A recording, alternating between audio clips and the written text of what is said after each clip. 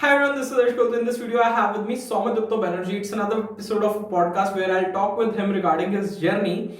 He passed out from college in 2020 and got a job at Cape Gemini, which is a service-based company. And within 1 year, due to peer pressure, you can say, due to like his most of the friends were in very great companies, earning a lot more than him. So, what motivated him to start his journey once again? What all hurdles he faced? How he applied for different companies, and finally landed an offer with Amazon. So he'll soon be joining Amazon as a software engineer. So I would talk with him regarding his entire journey. It's going to be a lot of ups and downs.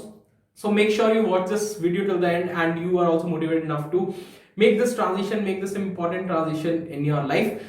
So let's start this video with Somadipto Banerjee. Also, you can connect with him. I'll give his social media links in the description below for your reference. I have with me Somadipto Banerjee. He is currently working in PwC and is soon going to join Amazon. He has recently switched from Capgemini to PwC and he will be joining Amazon really very soon. So we'll talk with him regarding his switch. What was the motivation behind his switch? What all things he followed? Which all resources he followed that made him this great switch. So we'll talk with him regarding the same. So make sure you watch this video till the end and let's start this amazing podcast with Somadipto's introduction. Yeah, hi Harsh. So it's really great to have me in your channel, and I have been following you for a long time, and I think you really create a great content to help all the job seekers out there. So for my introduction, like my name is Shomadipta Banerjee, and I am an incoming SD1 at Amazon.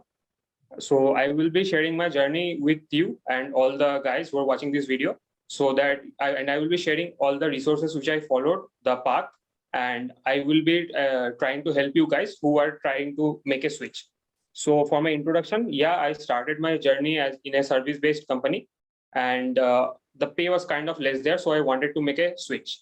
And during my placement time, many of my friends have got really great offers, and so I also wanted to get like them, and so I had asked for the suggestions, and they suggested me for a course in DS Algo. So I took a course in DS Algo, and the journey started from there. So there, I used to solve a lot of questions by myself, and also like I used to get good ranks in the test out there. So that kind of gave me a boost, and I decided like I will be able to do the things out there. So there the journey started. Like I wanted to become a software developer. Also, one problem which I faced in my previous organization in a service-based company is that like there I was not given that much good projects out there. So I had taken another course related to data science, and I used to solve the problems I have solved in Kaggle, and I used to practice a lot. All these courses thing and this data science thing and practicing in Kaggle, it almost took a year.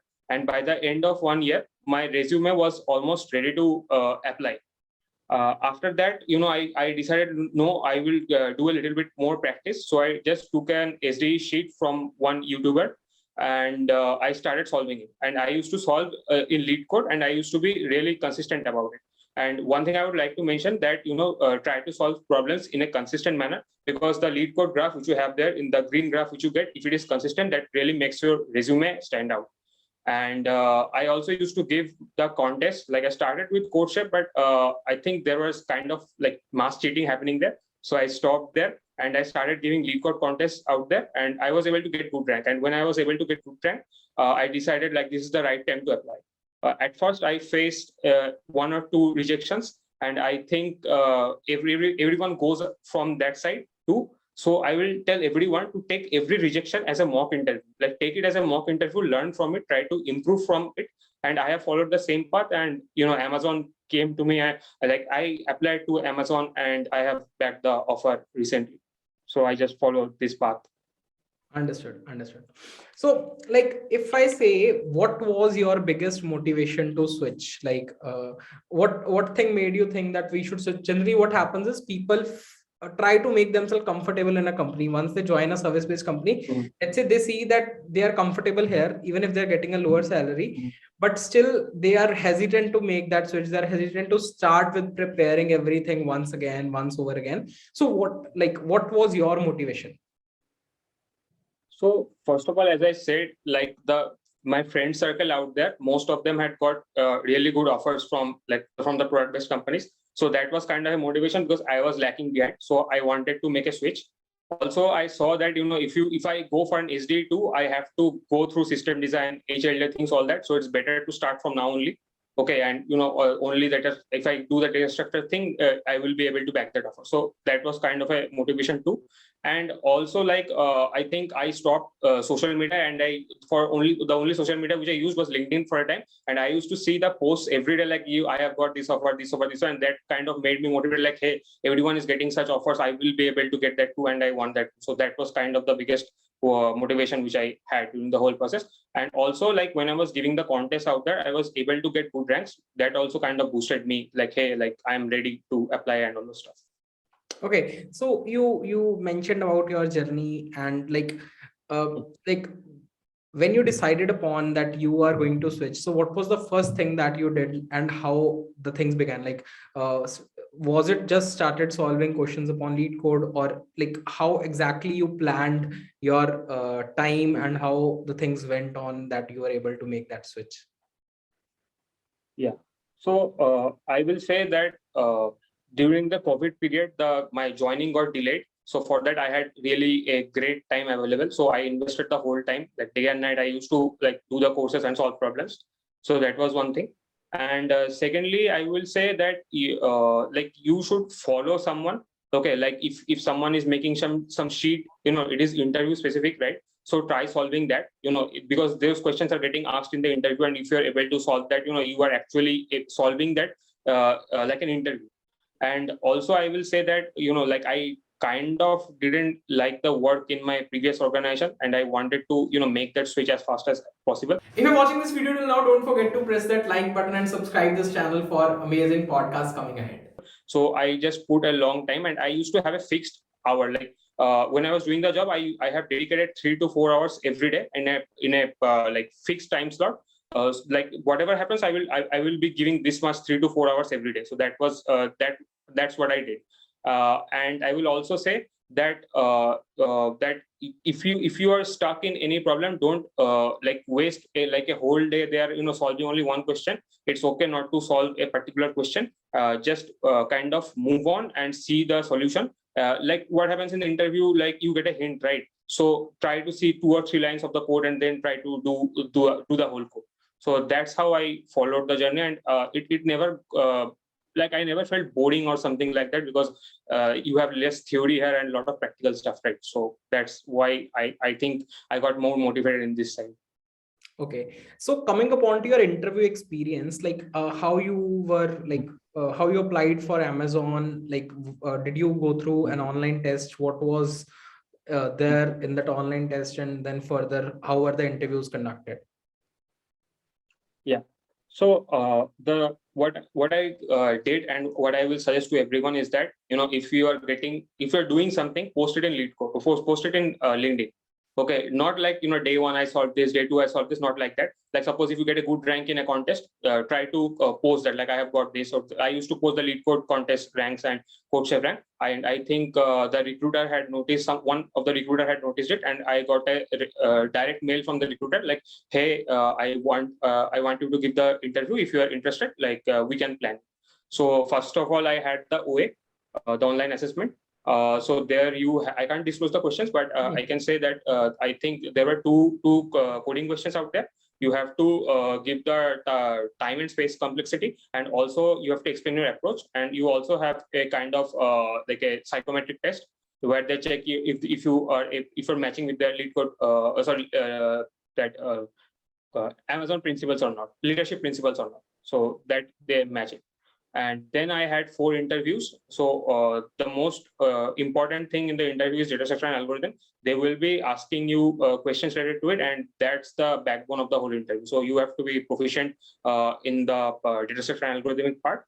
And also I was asked leadership principles in every round. So go through the leadership principles, try to have a real world scenario where you have applied those principles in real life. And also I was asked CS fundamentals.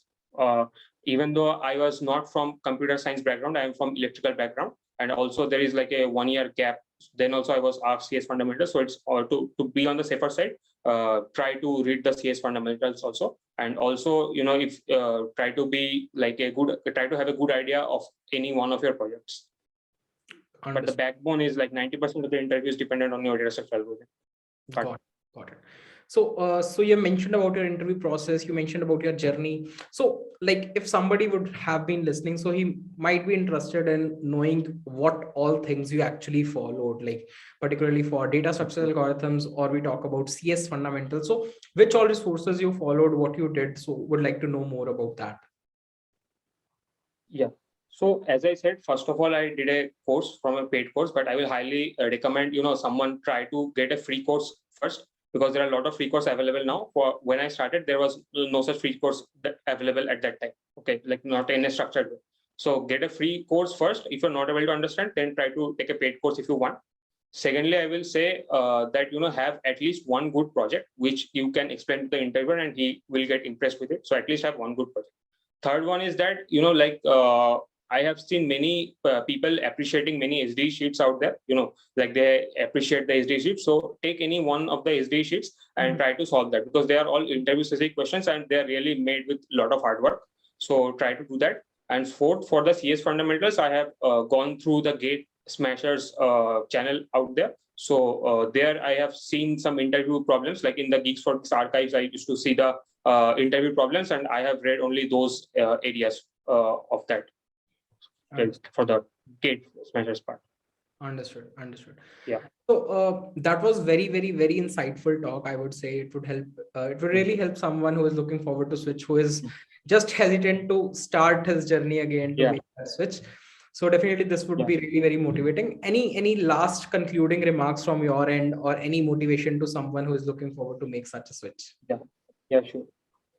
So one thing which I missed is that it's really great to have a low level design. It's really good to prepare low level design before an interview, because low level design is asked greatly in the interviews right now. So I missed that part. And another important which I will like to tell is that don't give up and don't rush for short-term results, because this is not theory which you can mug up and get the results for the next day. You need to practice a lot.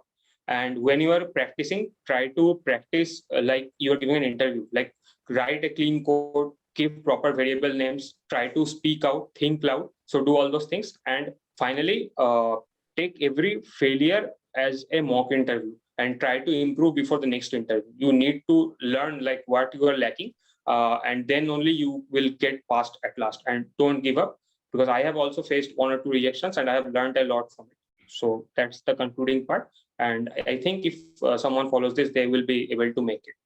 Yeah. Definitely. Thank you so much, Soumyadipta, once again for coming here, sharing your journey with a lot of my audience who would definitely be helpful, will get help from your experience. So once again, thank you so much, and all the best to you for your joining at Amazon. Yeah, thanks a lot. And also it's great to be on your channel. And I will also like to say the subscribers out there, he's really doing a great work. I used to follow him and I used to get the updates like this is the opening coming, this is the opening coming. So like that also kind of helped me a lot in getting the referrals and all that. So yeah, great work, man.